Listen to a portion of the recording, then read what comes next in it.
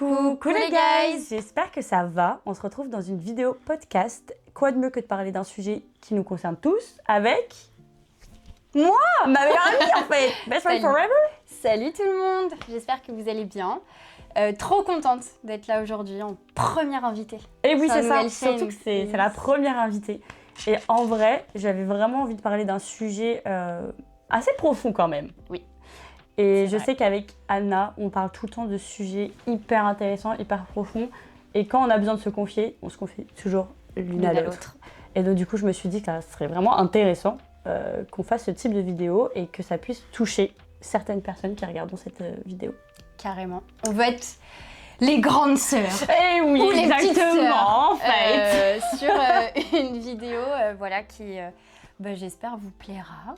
Oui, dites-nous dans les commentaires si ça vous plaît, s'il y a des sujets qui vous intéressent. Du coup, le sujet d'aujourd'hui, c'est peut-on aimer quelqu'un si on ne s'est pas guéri soi-même? Voilà, faut-il se guérir avant d'aimer? Pour nous, ça paraît un peu évident quand même. Oui, c'est vrai. Parce qu'on a fait un travail sur nous, on en parlera tout au long de cette vidéo. Mais d'emblée, on peut quand même donner une réponse. Oui. Il faut se guérir avant d'aimer. Pour répondre à cette question, aujourd'hui, on a un peu la même réponse, mais on n'est pas parti avec Mélissa, on n'est pas parti du même point. On a tous et toutes, même vous, oui, enfin, si on est que les seuls, prévenez-nous, parce qu'on prend les solutions. Si vous n'avez pas eu de trauma, de blessures, de schémas répétitifs, on prend. Hein, si contactez-nous, vraiment, n'hésitez pas à nous le dire et on prendra rendez-vous avec vous parce que... Mais on n'est pas parti du même point et pourtant, aujourd'hui, on est capable de se dire qu'on a un peu les mêmes pensées. Oui, clairement. Sur les choses. On est très complices, ça peut se remarquer. Mais... Après, on se connaît depuis très longtemps, hein. Déjà fait... plus de 15 ans au moins qu'on se connaît. Donc vraiment, on s'est connus, on était toutes petites. Et en fait, ce qui a vraiment changé la donne, c'est qu'on a fait un travail sur nous-mêmes à la même période et puis avec la même personne aussi. Oui. Du coup, ce qui fait qu'en fait, notre façon de penser, elle s'est vraiment harmonisée, d'autant plus depuis cette thérapie, où vraiment, j'ai l'impression qu'on pense tout le temps la même chose. Ouais. Et puis il y a aussi un truc de... ouais, c'est tout. Non mais... Boring. Non mais c'est hyper important que tu le dises parce que on a toujours été très complices, mais aujourd'hui on n'a plus la même relation qu'on avait il y a ne serait-ce qu'il y a 10 ans quoi. Ah oui. Ah non mais même il y a 2 ans c'était pas du tout pareil. 2 ans c'était pas du tout pareil, ouais c'est clair. C'est même au niveau de nos amitiés. Ça a évolué, ça a changé. Si je prends mon cas, j'ai pu mettre un terme des relations amicales, enfin une relation amicale. Chose dont je n'aurais pas été capable il y a... Toi qui m'as connue, il y a... Oui, c'est clair. Mais je pense qu'on en parlera au fil de la conversation. Voilà. Déjà, là, le sujet, c'est doit-on être guéri avant de pouvoir aimer quelqu'un? Mais on peut dire déjà guérir de quoi? Mais je pense qu'on en a vaguement parlé là dans l'intro. C'est des blessures qu'on a, des schémas répétitifs qui nous arrivent, et puis de tomber toujours sur les mêmes personnes au niveau relations amoureuses. C'est vrai qu'on a des hommes, on rencontre des hommes, et pour les hommes qui regardent, des femmes, et on se dit, mais en fait, je tombe toujours sur cette même personne. Et sur cette même situation. C'est toujours, ça va souvent être, il m'a trompée, ou il me demande de l'argent, enfin voilà, des choses comme ça, ou alors des rôles qu'on peut se donner dans le couple. Moi, je sais que s'il passe par là, je l'embrasse quand même. Non, mais je pense qu'à un moment, moi, par exemple, j'ai pris le rôle un peu d'une mère, et c'est pas bon, en fait. Ah non, tellement pas. Il y a beaucoup de femmes qui soit se font dorloter un peu par leur compagnon, c'est-à-dire elles le prennent comme un papa, finalement. Mais ça, c'est aussi des traumas qui n'ont pas été guéris vis-à-vis de vous, si c'est votre cas, et vis-à-vis de votre papa. Il y a aussi l'inverse, c'est-à-dire de jouer le rôle du parent envers son partenaire, ce qui est tout aussi horrible. Les deux cas sont horribles, mais je pense que ça, c'est bien et c'est intéressant de le voir, parce que chaque personne qui va arriver dans notre vie vont nous apprendre quelque chose. Et puis c'est extrêmement rare d'avoir des amitiés, des liens amoureux qui durent extrêmement longtemps. Parce que je pense que chaque personne arrive au bon moment et nous fait travailler sur une blessure en particulier. Oui, complètement. Pour reprendre juste ta phrase où tu dis que les personnes arrivent au bon moment, moi, Mélissa y est depuis plus longtemps que moi. J'avais un peu ce truc-là au niveau des pierres, des énergies, mais pas complètement. Et c'est depuis ma thérapie, depuis ma thérapie, une thérapie qui est en train de se faire d'ailleurs, finalement, qui ne s'arrêtera jamais. Ouais, c'est ça, nous sommes toujours. D'ailleurs, on parle du sujet, petit aparté, on parle du sujet, mais on a aussi beaucoup de travail à faire. Hein. Oh là là, oui, là, on parle avec beaucoup de légèreté et de sincérité pour que on puisse ensemble et avec les commentaires pouvoir interagir, etc. Oui, et d'ailleurs, vous aider, hein. oui, c'est clair. Et d'ailleurs, si il y a des termes que peut-être on utilise qui vous parlent pas ou où on n'a pas la bonne définition, n'hésitez pas à nous le dire parce que comme ça, on pourra se rectifier. On vous écrira. Merci, on n'avait pas vu ça comme ça. Mais Mélissa, du coup, a été bercée dans les énergies depuis plus longtemps que moi, quand même. Et moi, c'est depuis ma thérapie de novembre 2023. En voyant cette thérapeute, du coup, je me suis vachement rapprochée des énergies, des guides, de l'univers, etc. Et cette phrase de les personnes arrivent au bon moment, c'est pas un hasard. C'est ça. Enfin, voilà, il y a beaucoup de choses où on n'a pas l'impression. Sur le moment, on se dit ouais, ça m'arrive qu'à moi, et ceci, et cela, et les schémas, et machin. Et en fait, c'est une expérimentation. Pour moi, c'est les guides qui nous envoient, c'est l'univers qui nous envoie des situations, des personnes pour régler des blessures qu'on a. C'est beaucoup accentué sur la spiritualité. Oui. Mais au-delà de ça, même si vous n'êtes pas des personnes croyantes au niveau de spiritualité, il y a aussi de votre Dieu, quelle que soit la religion. On sait qu'il y a beaucoup de religieux qui se réfèrent à leur Dieu pour leur demander plein de choses, tout, que les prières vous permettent aussi de vous guider là où vous voulez aller. Du coup, pour nous, c'est l'univers, la spiritualité, mais même si aussi vous croyez à aucun Dieu, déjà, croyez en vous, finalement. Déjà, parlez à vous-même, je pense que c'est la première étape à faire, c'est se faire confiance. Se dire qu'on est capable de plein de choses. C'est ça, exactement. Tout ce qui est guide, Dieu, spiritualité, croyance, etc., ça ne vous empêchera pas de faire des erreurs. C'est-à-dire que même si on a beau y croire de toutes nos forces et de dire allez, cette relation, ça va fonctionner, etc., on va pouvoir aimer cette personne et que ça va bien se passer, non. Si votre Dieu, vos croyances ou autres veulent vous faire passer par ce chemin-là pour que vous compreniez enfin vos blessures, et vous passerez par là, même si vous y croyez de toute votre âme, non, en fait. Et je pense que c'est hyper intéressant de savoir que les blessures, les erreurs et les rencontres qu'on fait, en fait, c'est juste un cheminement vers là où on doit s'améliorer. Et il ne faut pas prendre ça comme une erreur en se disant « Oh non, mais encore le même mec, encore la même meuf, et puis il m'arrive toujours ça. » En fait, il faut se dire « Ok, pourquoi ça m'arrive encore ? Pourquoi là, je vis encore une expérience ou pourquoi cette expérience arrive pour la première fois ?» Et il ne faut pas rester dans l'erreur et de se dire que c'est notre faute à nous, c'est en fait juste une expérience en plus vers la guérison en tout cas. Comme dirait Aurel Sen, c'est pas l'arrivée, c'est la quête. Dans la chanson. Mais c'est tellement vrai. Chaque situation que vous allez rencontrer, c'est potentiellement, ou chaque personne que vous allez rencontrer, c'est potentiellement pour régler une blessure. Il y en a 5. La trahison, l'abandon, l'injustice. Il y en a 2 autres. Je sais plus. Chaque situation que vous allez rencontrer, ce sera pour régler une de ces blessures-là. Et c'est hyper important, comme disait Mélissa, de se dire que c'est pas un échec. C'est un apprentissage. C'est un besoin d'expérimenter, d'aller à la recherche, juste d'être vivant en fait, de vivre pleinement. Et quand on parle d'aimer, genre guérir, faut-il guérir avant de pouvoir aimer, on parle aussi en amitié. Parce que je pense que, en vrai, personnellement, je trouve que les blessures amicales font extrêmement mal, bien plus que l'amour pour moi. Parce que les amitiés, en fait, c'est vraiment ce qui régit un peu notre vie, c'est vers les personnes vers qui on se dirige pour demander des conseils, pour s'amuser, pour faire plein de choses. Et c'est vrai que quand on rencontre une blessure, vu que c'est des personnes omniprésentes dans notre vie, finalement, même si on leur parle pas tous les jours, ils sont omniprésents, se détacher d'une personne avec qui on n'arrive plus à matcher, ça vient avec le travail de soi aussi. Quand on fait un tri, on se rend compte qu'il y a des personnes qui ne matchent plus avec nous, ou alors nous, on a tellement évolué que en fait du coup face à la personne on n'arrive plus trop à se rejoindre et c'est très douloureux. C'est douloureux. Il y a ce truc de se dire avant d'être en couple, on a surtout des amis, enfin quand on prend la période si on reprend la période de l'enfance, les premiers amours, tout ça, ça arrive assez tard. Enfin, je veux dire, c'est pas... ça peut arriver à la crèche, bien sûr. On se construit d'abord avec des amis avant de se construire en amour, généralement. Exactement. Et du coup, c'est avec nos amis qu'on crée les premiers liens aussi, quoi. La socialisation, elle passe aussi, quand on est enfant, par la crèche, par la garderie, par l'école. Et c'est ici qu'on commence à rencontrer des gens. Avec Mélissa, on s'est connus la première fois, on était en CE1. CE1 ou CP CE1. même, je crois que j'étais en CP. CP ou CE1. CP ma belle, on avait quoi, 7 ans. Oh my God. Mais on est un bon exemple que des amitiés peuvent durer, mais elles vont évoluer. Mais elles durent parce qu'on a décidé aussi de guérir avant. Et puis de... Parce qu'on s'est jamais disputé ou autre, mais il y a des phases où on se parlait moins, où on était moins en accord, où... Après, c'est normal, c'est l'équilibre de la vie aussi, mais j'avoue que depuis qu'on fait un travail sur soi-même, la relation est stable. Est vraiment stable et saine surtout.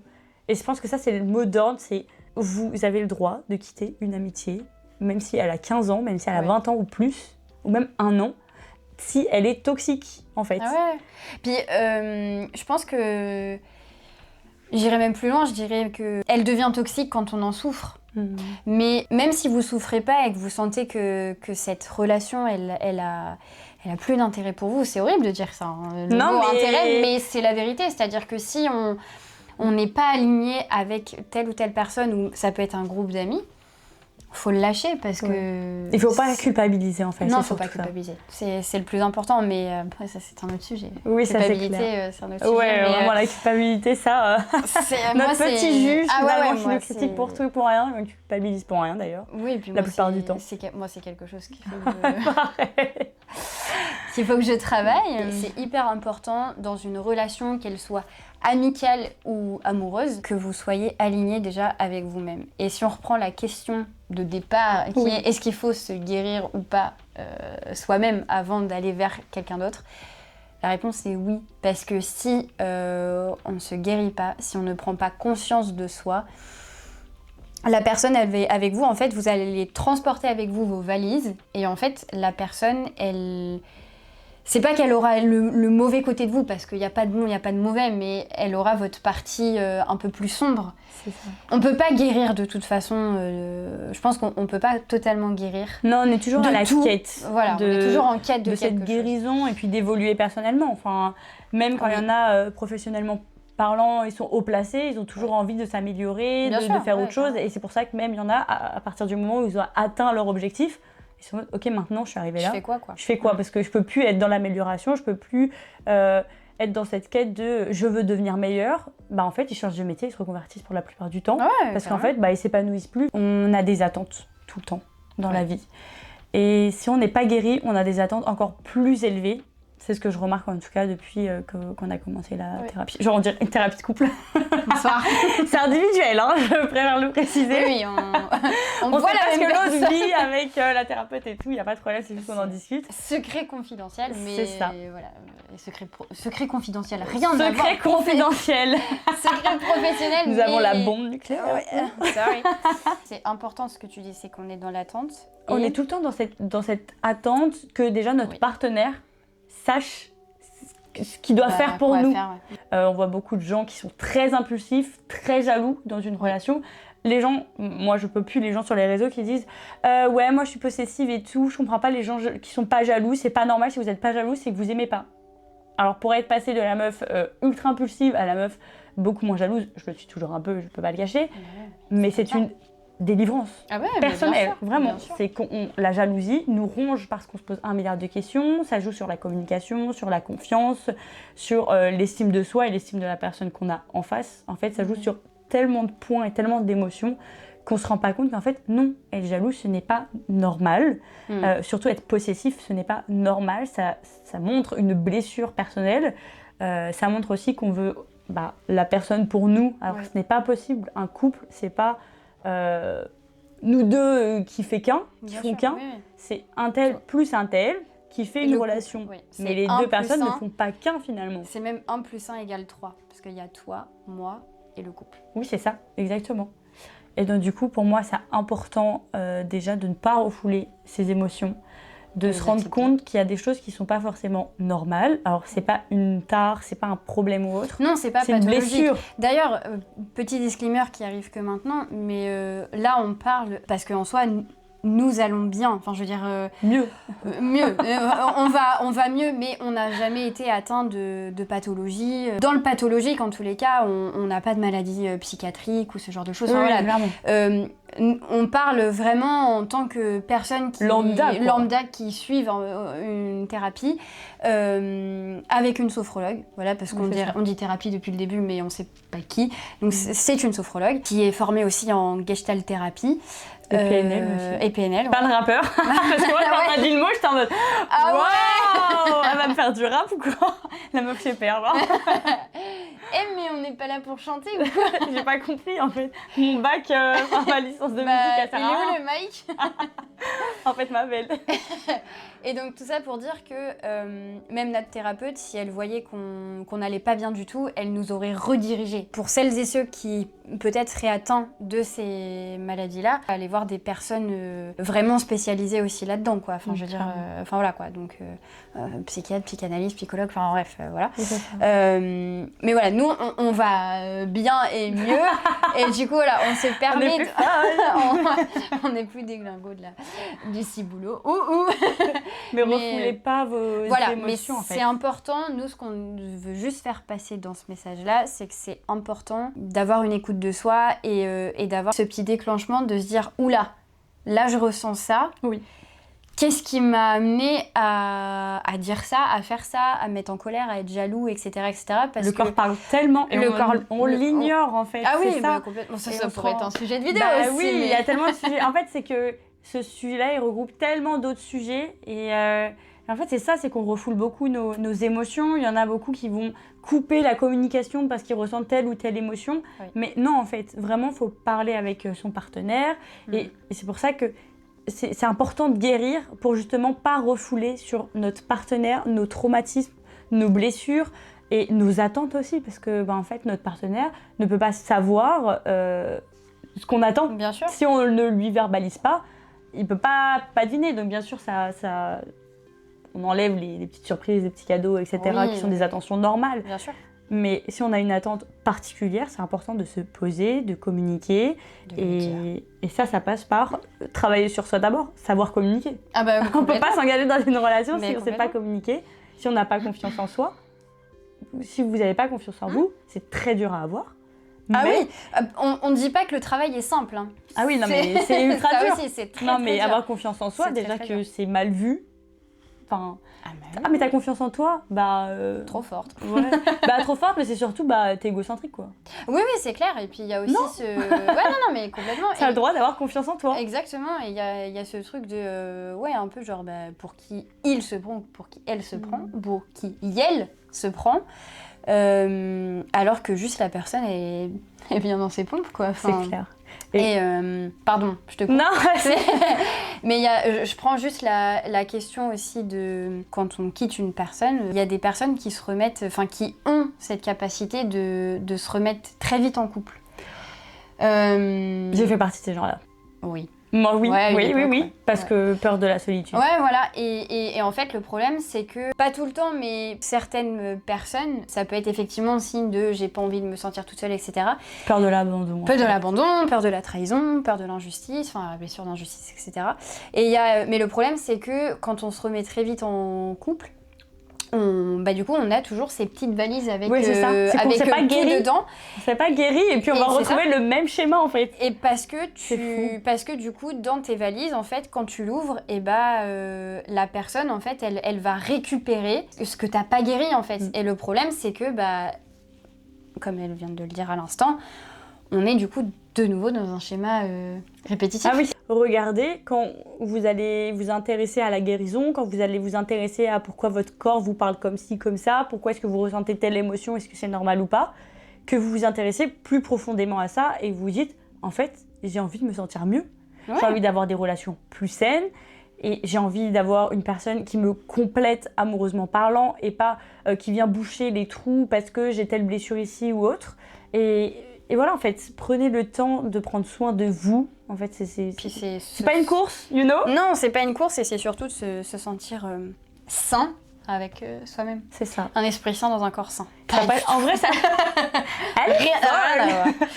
En vrai, ça passe par quoi? On peut donner des petits tips. La méditation. On peut faire de la méditation. Si on n'a pas forcément envie d'aller voir un spécialiste, qu'on ne se sent pas prêt, parce qu'il faut attendre que son corps et que vous ayez envie de faire la démarche si vous ressentez le besoin. Et bien sûr, la méditation, c'est pas se lever à 4h du mat, faire 3500 salutations au soleil, en haut d'une montagne, hein, quand on sûr. Boire du matcha. Voilà, non, ça peut être juste... On fait pas la morning routine parfaite. La miracle morning, non. Faites ce que vous voulez. Ça peut être juste, en se levant, juste prendre 3 minutes, déjà rien que pour respirer. Je dis 3, ça peut être 2 ou 1 minute. Déjà prendre le temps de se poser, en fait, d'atterrir. Même sur 1 minute, de respirer, de visualiser sa journée. Conscientiser ce qu'on fait. Conscientiser. C'est dur, hein. Moi, c'est très dur. Personnellement, je le fais pas parce que, en fait, le cerveau va tellement à 1000 à l'heure que c'est un exercice ultra difficile parce que cette minute-là va vous paraître tellement long parce que vos pensées vont... Et le but, c'est justement de laisser ce flot de pensées passer et se dire sans s'arrêter sur une. Ouais, c'est ça. Et se dire, ok, il y a des choses qui passent. Et en fait, il y a plein de moments qui sont vides et où on pourrait méditer, mais on le fait pas parce que on est pris dans le truc. Par exemple, un exemple tout con, pour ceux qui sont chez eux et qui n'ont pas de lave-vaisselle, le moment de faire la vaisselle, ça peut être un moment de méditation. C'est vrai. Mais on n'y pense pas. C'est juste qu'on n'y pense pas, on est là avec son éponge et son grattoir et son savon là, et puis on se dit... on pense à tout sauf à l'instant présent. On pense à tout sur l'instant présent. Pareil, on se fait couler un bain. Bon, c'est pas très écolo, mais voilà, avec le temps qu'il fait, au moment de se faire couler un bain, vous pouvez regarder votre robinet, la baignoire se remplir, et ça peut être un moment de méditation. C'est vrai. Et il y a plein de tous ces moments de trou, de blanc, de vide. Par des prédictions du futur. Oui. Par ce qu'on ressasse du passé. Oui. Si on a notre téléphone, on met un peu de musique, enfin on essaie de penser à tout sauf à l'instant présent parce que je pense que la plupart du temps, vu que notre cerveau nous envoie beaucoup de pensées et je pense que tout le monde est dans ce même cas, c'est que des fois on a des pensées qu'on n'a pas envie de voir passer en fait. Oui. Il y a des choses, on reste buté dessus et on se dit plus tard. Comme le refouler ses émotions, on est beaucoup à refouler aussi des pensées. Mais là aussi, il n'y a rien de mal, c'est dur. On n'est pas en train de vous... Il n'y a pas de jugement. Il n'y a pas de jugement, on n'est pas en train de vous dire « Ouais, vous faites les choses mal ». Pas du tout. Il faut vraiment s'écouter, peu importe ce qui se passe sur...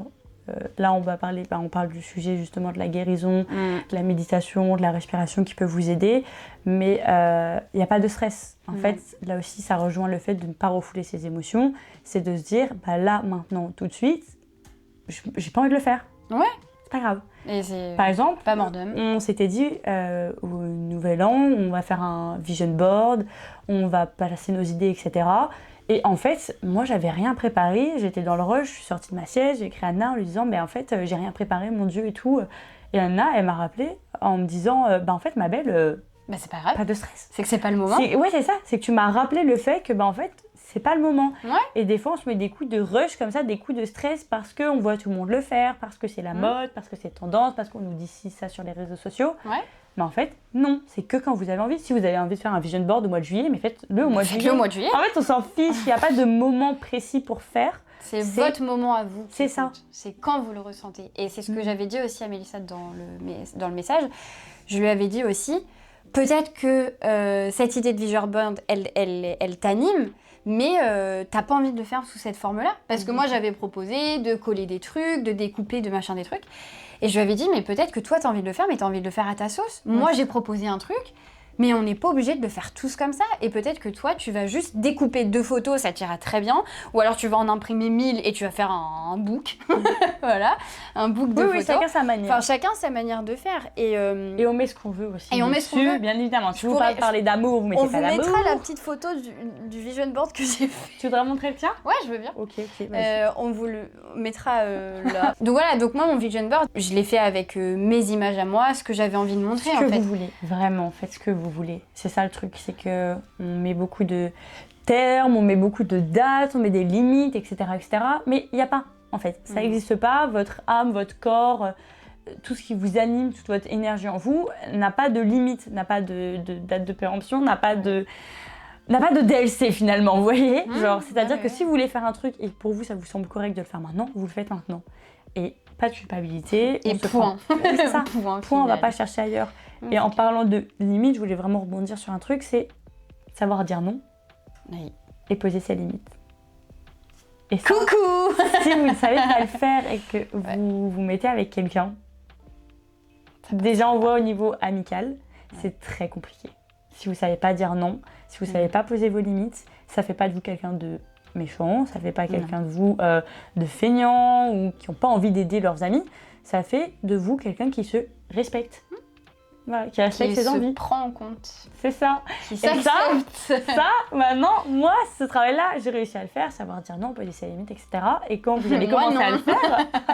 c'est en cours. C'est en cours. Mais quand vous allez commencer à faire ça, autour de vous, tout va changer. Parce que vous n'êtes plus cette personne hyper mimi qui va se dévouer pour tout le monde, qui va dire oui à tout le monde et qui va être en mode « Ah bah, je suis censée faire ça, mais c'est pas grave, je me mets en dernière position et je vais faire passer tout le monde avant moi. » Quand, à partir de ce moment-là, vous allez ouvrir les yeux, travailler sur ça et réussir à dire non, les gens vont t'en mettre en mode « Bah, je comprends pas. Ma belle, je comprends pas en fait. Pourquoi tu... Avant, tu disais oui, là, tu dis non. Genre, t'as changé. Genre, t'es trop bizarre. Qu'est-ce qui t'arrive ?» Et les gens vont... en fait. Ouais, c'est ça. Les gens, ils vont vous prendre pour... Oui, un peu une personne qui a pété un câble. Mais vous êtes respecté. Et puis il y a aussi quand on commence à s'accepter soi-même, on enlève les masques qu'on a pu finalement ça porter. Nous concerne un petit peu. J'ai l'impression qu'on aborde les deux trucs qui nous concernent. Ah bah là on est en... dire non et là on et toi, est ma puce, c'était vraiment le masque. J'espère que je suis en train de m'en libérer de certains. On veut être gentil, on veut être vu comme ça, et puis on veut être la personne belle, et puis on camoufle physiquement des choses chez nous parce qu'on veut être accepté. No way. Non, on arrête ça, on s'accepte nous-mêmes déjà.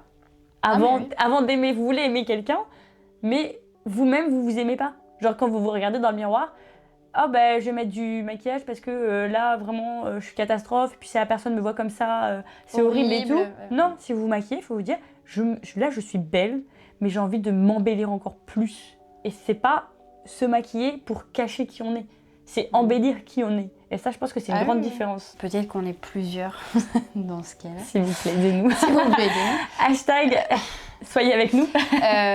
Moi, en tous les cas, Mélissa a fait partie aussi de ce groupe-là que j'idéalisais. En mode, ils ont tout.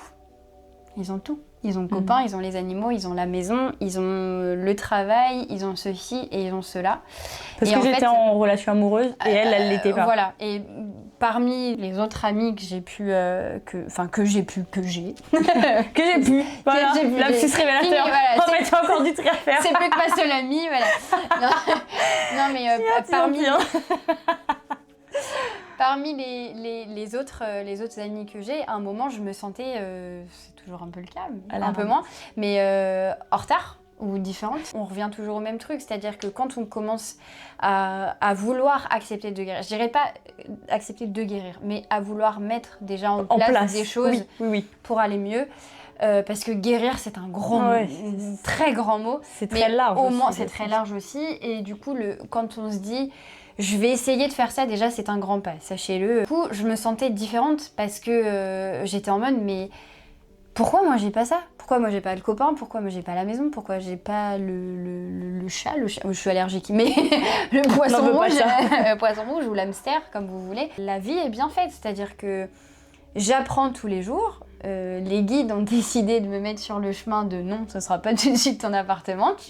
Oui, ça va te faire chier. Ok. T'as le droit de gueuler. Ok. Mais il y a ce truc de bah voilà, ça arrive pas maintenant parce que. Il y a toujours une raison. On entend très souvent cette phrase de le destin s'acharne. Oui, c'est vrai. Oui, il s'acharne parce que il y a quelque chose qui n'a pas été compris. C'est vrai. Il y a quelque chose qui. Après, on va pas rentrer dans les détails des âmes, Non, mais voilà, mais si ça se reproduit, c'est parce qu'il y a quelque chose à comprendre et qu'il faut essayer de comprendre. Je sais pas si vous voyez, des fois il y a des personnes qui arrivent au beau moment dans votre vie. Par exemple, toi, Pucinette, ça fait un bail que t'as pas été en relation amoureuse, ça va faire 4 ans. Et elle s'est un peu monté le bourrichon de pourquoi est-ce que je trouve personne, pourquoi personne veut de moi. Enfin, les questions vont très loin en mode je suis moins bien que les autres parce que personne n'est attiré par moi, etc. Je suis pas assez belle. Et là aussi, c'est une question de, en fait, il y a des blessures qu'il faut guérir parce que si tu te poses ce type de questions, c'est parce que tu n'es pas encore prête à te mettre en relation amoureuse, parce qu'il faut que tu aies plus confiance en toi. Et je pense qu'il y a beaucoup de gens qui sont comme ça, qui pensent qu'ils ne méritent pas leur partenaire. Alors, qui aussi, mérite oui. qui en fait enfin, Oui, après c'est une. Et ça, moi, c'est un truc qui m'agace, c'est les gens qui disent je ne la mérite pas ou je le mérite pas. Mais en fait. T'es qui? En fait, il t'arrive quoi, T'es genre qui pour juger? Il t'arrive quoi avoir une si peu estime de toi en fait pour te poser, enfin pour te dire ça? Ouais, c'est clair. Tout le monde mérite tout le monde. Enfin, si t'es avec cette personne-là, c'est que tu la mérites, c'est que tu vaux quelque chose. Et il n'y a pas de personne qui vaut plus que d'autres. En fait, c'est vraiment notre perception de nous-mêmes qui faisons qu'on met une hiérarchie autour de nous, nos amis, notre amoureux, au boulot, enfin même notre patron. Enfin, excusez-moi, on lui a mis un statut de patron, mais en dehors du boulot, peut-être que, enfin c'est pas peut-être, c'est que vous êtes au même niveau en fait. Vous êtes deux humains avec des blessures, un bagage, et du coup, vous valez la même chose. Mais c'est clair. Quand on parle de guérir, c'est qu'il y a tellement de sujets. Guérir de la culpabilité, oui, guérir de la peur, guérir de la jalousie, guérir de l'abandon, guérir de l'estime de soi, de la confiance en soi. Oui, c'est ça, il y a tellement de... Il y a tellement de paramètres. Packages, il y a tellement d'options qui tellement font de boîtes. que... C'est ça. On n'attend pas... Enfin, ça sert à rien de guérir de tout pour se mettre avec quelqu'un. Mais il y a des critères qui sont et des options qui sont très importantes dans une relation, comme la confiance en soi et la communication, qui pour moi sont déjà la base d'une relation. Il faut avoir aussi une bonne communication parce que dans la quasi-totalité de la chose, quand on se met en couple, la personne nous demande beaucoup de choses et comme on n'est pas aligné, c'est cata.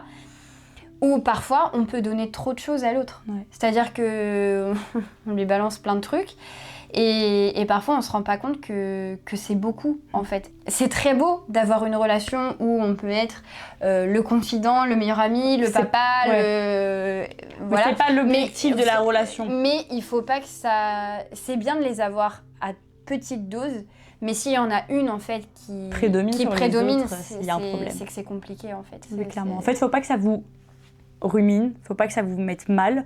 Si vous ressentez une émotion désagréable avec votre partenaire, c'est qu'il y a quelque chose qui va pas. Une fois je pense qu'on a un peu balayé son plancher et que on a repéré un petit peu dans quelle boîte il fallait aller pour ranger aussi de nouveau, on peut se dire ok, moi ces situations comme ça j'en veux plus, cette situation-là, bon, faudrait que j'y réfléchisse, mais voilà, parce que dans ce qu'on est en train de vous dire, tout n'est pas blanc, tout n'est pas noir. Non. Y a jamais de... Parfois, ça peut être neutre. Enfin, parce qu'il se passe des choses parfois dans une vie qui font que vous serez sur une situation, ça va être hyper compliqué à gérer parce que parfois, il n'y a pas d'équilibre. Mais parfois, on ne sait pas pourquoi. On est en constante construction, en fait. Donc, trouver une relation qui sera saine à 100%, un amoureux qui sera sain à 100%. Enfin, on voit en amour, il y a beaucoup d'attentes et aussi pourquoi ils comblent pas. Moi, je vois ça sur les réseaux, je vois que ma copine, elle a ci, elle a ça. Mais en fait, chaque relation amoureuse a des épreuves. Bien sûr. Oui, après, on peut les régler et rester avec la personne. Ou pas. Les régler ou pas. Ou pas. Mais c'est pour ça que c'est important de savoir quelles sont nos failles.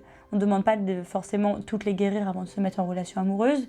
Mais en tout cas, d'apercevoir en nous qu'est-ce qui ne fonctionne pas, entre guillemets, ou qu'est-ce qui nous demande beaucoup plus de travail, qu'est-ce qui nous rend mal, qu'est-ce qui nous travaille plus que telle ou telle émotion. Et donc du coup, quand on sait cibler ça, après dans une relation, on peut comprendre pourquoi, quand mon partenaire dit ça, ça me fait réagir. Parce que ça vient travailler telle blessure. Même si elle n'est pas guérie, je sais que c'est à cause de cette blessure-là que je réagis comme ça. Et donc du coup, revoir la réaction pour être mieux comprise de son partenaire. Pour rebondir avec ce que Mélissa vient de dire, vous pouvez écrire aussi. Écrire, ça fait beaucoup de bien. C'est hyper libérateur. C'est hyper libérateur. La visualisation, si vous sentez que ça vous attire pas, que la méditation, ça vous attire pas, le fait d'écrire, ou même de se parler à voix haute, tout seul. Se parler. Ça fait du bien aussi de se dire à voix haute, ok, là qu'est-ce que je ressens, pourquoi je suis triste, pourquoi là je me sens en colère, pourquoi là je me sens bof, Parce que parfois on n'arrive pas à nommer une certaine émotion parce que parfois il y en a beaucoup qui se bousculent. Il y en a trop d'un coup. Et du coup sur le moment, parfois on refoule, on dit non mais c'est bon, ça va passer. Mais c'est hyper important de se dire ok, waouh, là je ressens ça, qu'est-ce qui s'est passé avant ? Qu'est-ce que j'ai reçu ? Qu'est-ce qui a fait que je me sens là, maintenant, tout de suite ? Mais il faut le faire sur l'instant présent. Se focaliser sur l'instant présent, c'est aussi une grande étape. Le verbaliser ou l'écrire, ça va permettre d'extérioriser et de pas y repenser au fil de la journée ou le lendemain, le surlendemain, etc. etc. Surtout qu'en plus, pour un cerveau qui fonctionne à 1000 à l'heure, moi je sais que des fois même je rêve de la situation, c'est-à-dire que même la nuit où on est censé être paisible et un peu revoir le flow de sa journée, etc. et de passer à autre chose le lendemain, c'est-à-dire que le lendemain on se réveille et on est en mode oh, mais j'ai encore pensé à ça, mais c'est horrible. Mais parce qu'en fait, tant qu'on ne l'extériorise pas et qu'on vient pas prendre cet événement et qu'on la verbalise pas et qu'on l'écrit pas, bah en fait, elle reste tout le temps, quoi. Tu rumines la situation parce qu'il y a un truc qui te dit ouais, mais j'ai pas été assez comme ci, ou j'ai pas été assez comme ça, ou j'aurais dû faire ci, j'aurais dû faire clairement. ça. Et on en revient, à chaque fois. C'est ça, mais quand on en vient à se répéter ça en boucle, c'est que il faut faire quelque chose. Oui, c'est clair. Il faut pas rester avec ça. Enfin, c'est nuisible, en fait. Au cours d'une vie, il se passe mille et un trucs. En fait, la spiritualité, pour nous, ça a été une aide, mais Mélissa l'a dit au début, peut-être que pour d'autres, ça va être la religion, pour d'autres, ça va être l'astrologie, ça va être l'astronomie, ça va être la physique, ça va être la lecture, ça va être la cuisine, ça va être plein de trucs. Des choses qui vont pouvoir vous libérer. Mais sachez que c'est important, en fait, de vous sentir vous-même. Parce que si vous vous aimez vous-même, c'est un peu la loi d'attraction. C'est-à-dire que si vous vous aimez vous-même et que vous essayez d'avoir, j'ai bien dit, essayez. Ça ne veut pas dire que voilà. Mais si vous essayez de vous créer une bulle autour de vous où vous êtes pleinement conscient ou consciente dedans et que vous vous mettez, on va dire, des ondes positives, les ondes positives vont traverser cette bulle pour atterrir vers les autres. Et le positif attire le positif. Les personnes qu'on rencontre, le chemin qu'on est en train de faire, le boulot qu'on a, etc. C'est des choses que nous-mêmes, on a décidé, inconsciemment ou pas, mais en tout cas, on les a décidées pour prendre conscience de tellement plein de choses. Et quand on prend conscience au fil du temps, bah, on voit il y a plein de choses qui se débloquent, puis il y a d'autres problèmes qui arrivent, et puis on retravaille dessus. Et puis en fait, je pense qu'on ne pourra pas être cette personne parfaite, on ne pourra pas se dire là c'est le moment pour que je trouve quelqu'un, il faut que je guérisse de ci, de ça, de ça. Non, c'est pas possible. Est-ce que tu te sens bien? Est-ce que tu te sens prête à accueillir quelqu'un que tu peux aimer?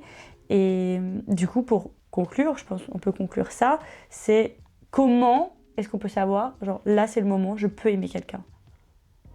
C'est super dur. C'est super dur. Hein. C'est un peu con, hein, mais souvent on s'y attend pas. Oui, c'est vrai. Enfin, il y a un truc un peu... Parce que tu crois au coup de foudre? Oui. Moi, j'y crois pas. Moi, je suis une amoureuse de l'amour. C'est ce que je dis souvent. Allez, en plus que moi. Voilà, les histoires romantiques dans les livres ou dans les films. J'aime beaucoup, mais je crois pas au coup de foudre. En fait, pour moi, c'est chimique, c'est scientifique, le coup de foudre. Oui, je comprends. Est-ce que tu es prêt à aimer quelqu'un, à recevoir de l'amour de quelqu'un? C'est ne plus être dans une dépendance affective. Je pense que c'est vraiment le mot-clé vu qu'on n'en a pas parlé. Oui. Mais la dépendance affective, c'est quelque chose qui peut nuire quelqu'un, mais mentalement le détruire. Et pas qu'en amour. Hein. En amitié aussi. Oui, il y a des gens qui sont dépendance affective amicalement. Mais ça, franchement, vous vous rendez pas compte à quel point ça vient vous descendre mentalement. En fait. Vraiment, vous vous rendez mal parce que vous dites la personne qui est en face de moi, c'est mon monde. Alors non, vous êtes votre monde à vous. Et la personne, c'est un plus pour vous sentir mieux. Pour certaines personnes, les personnes en face peuvent être des repères. Oui, c'est clair. Mais parce que à ce moment-là, on n'a peut-être pas balayé le plancher. Oui, qu'on a besoin de cette personne. Et du coup, on a besoin de cette personne et on se rend pas compte qu'on est dans une dépendance affective. Mais là encore, c'est pas une tare. C'est pas grave. Non. Comme on dit, mieux vaut s'en rendre compte tard que jamais. Mais c'est pas normal, en tout cas c'est quelque chose où quand vous dites que la personne qui est avec vous c'est tout votre monde et vous pouvez pas vivre sans elle. Après, là je viens de... C'était hier, c'est pas ouf, mais par contre, moi personnellement aujourd'hui, c'est pas que j'en ai marre, mais j'ai pas envie d'être forte tout le temps. Tu vois ce que je veux dire?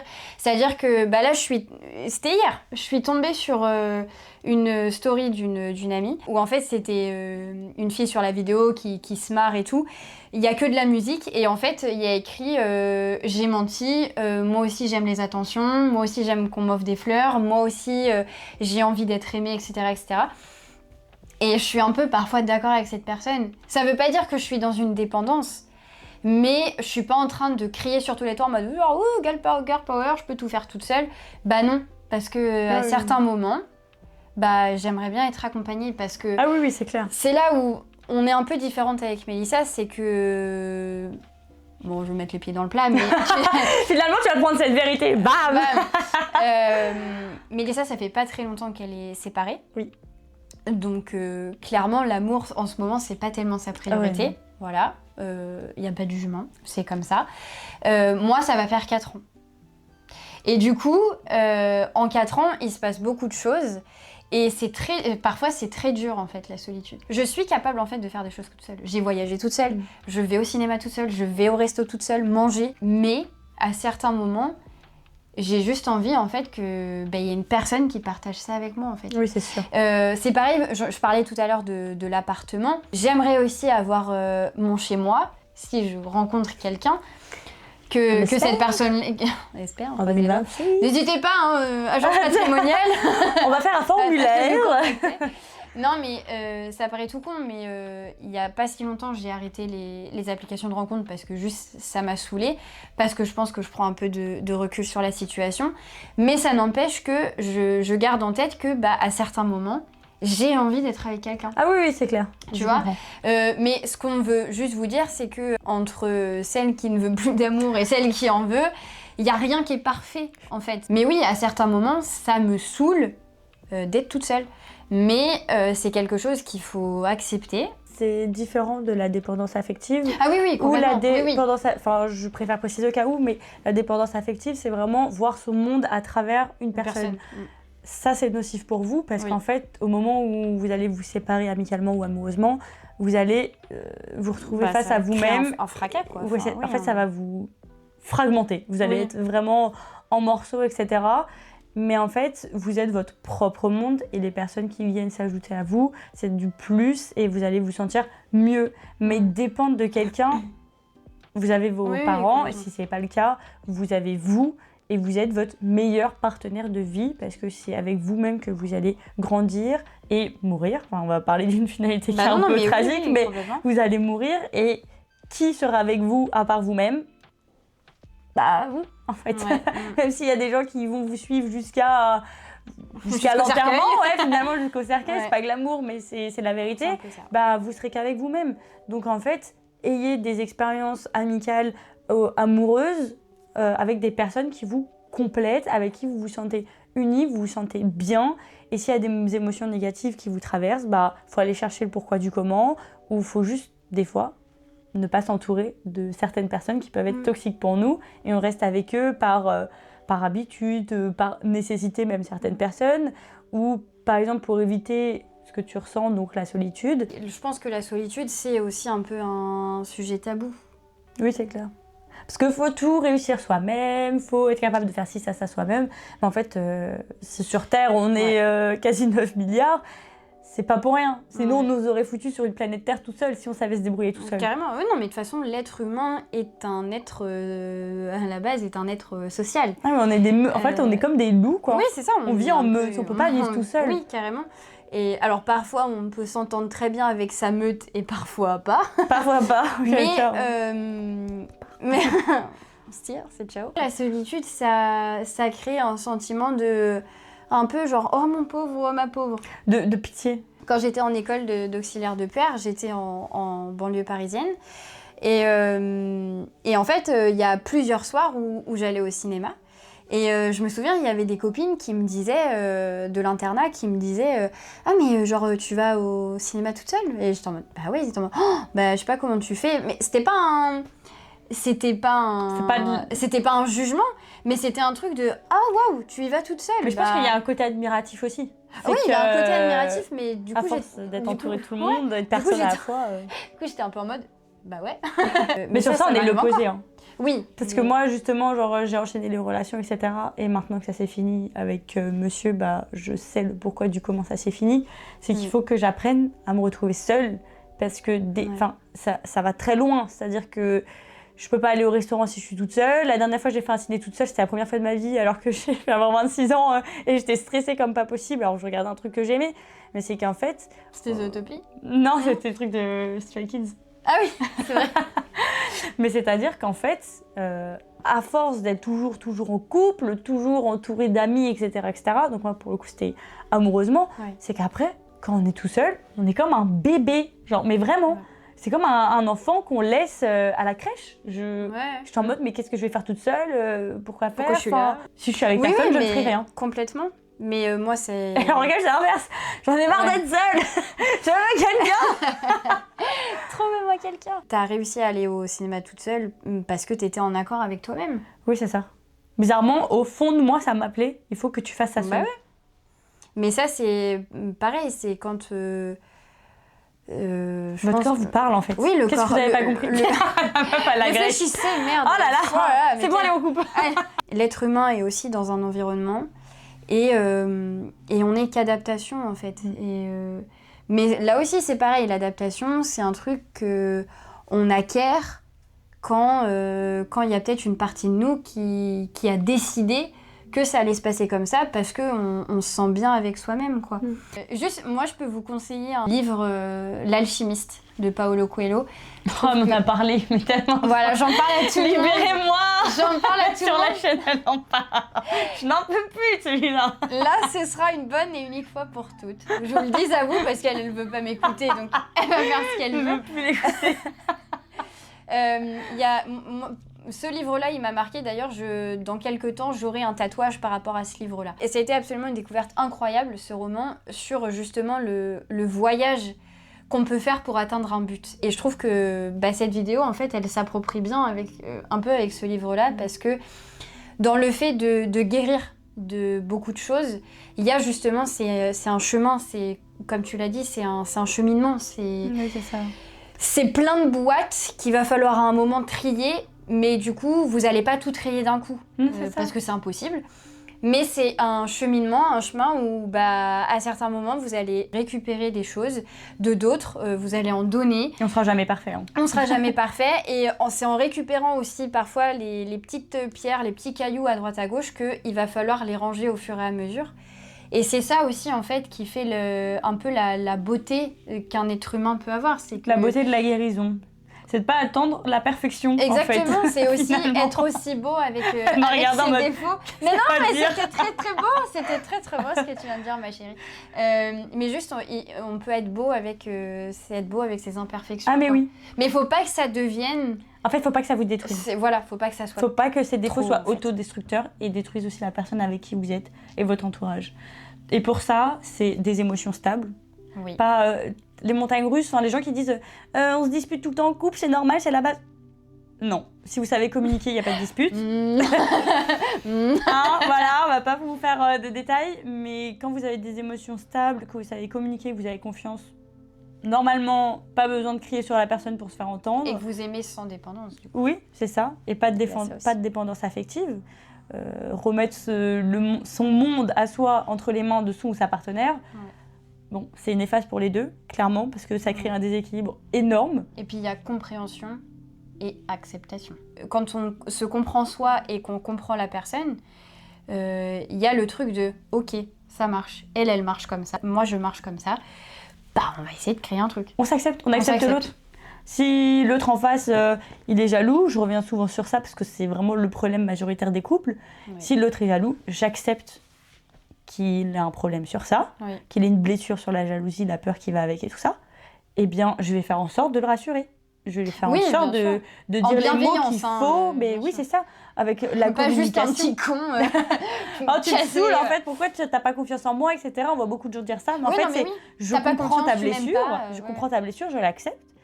Mais je ne suis pas comme ça, je vais te prouver, je vais te rassurer, je vais t'envoyer les messages qu'il faut pour que ça puisse te rassurer durant la soirée. Enfin, plein de choses comme ça qui vont rassurer la personne. Et je pense au fil du temps, la personne, sa blessure, elle va se guérir en fait. Parce qu'elle va se dire, dans mon couple, là, je me sens guérie, je me sens bien. Sûr.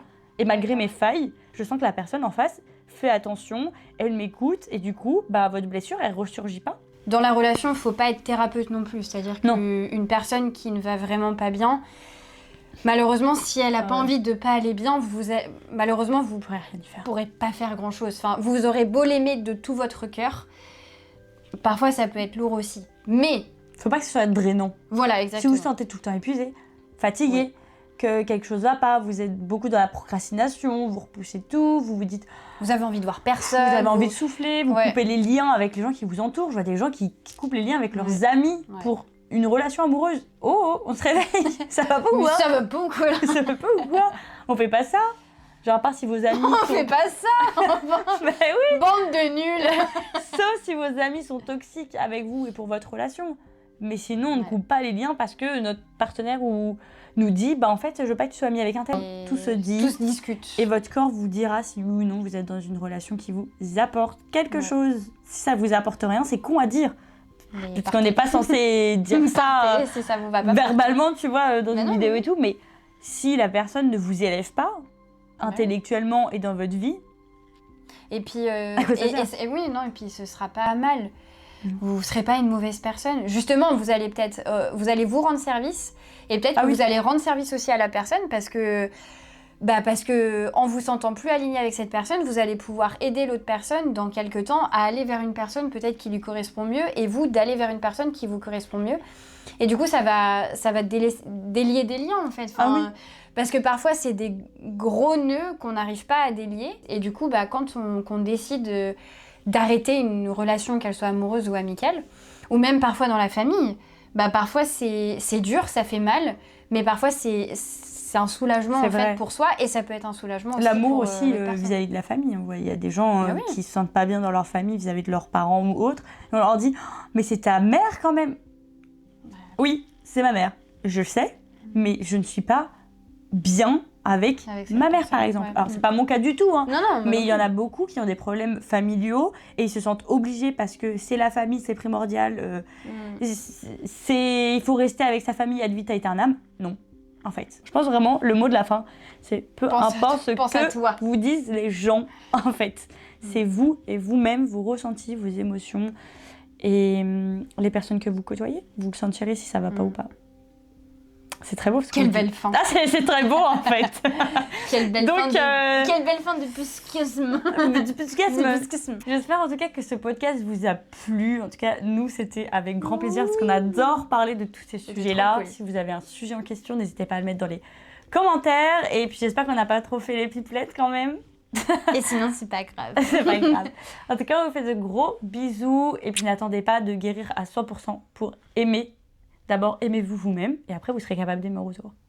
C'est très beau. En fait. Bisous.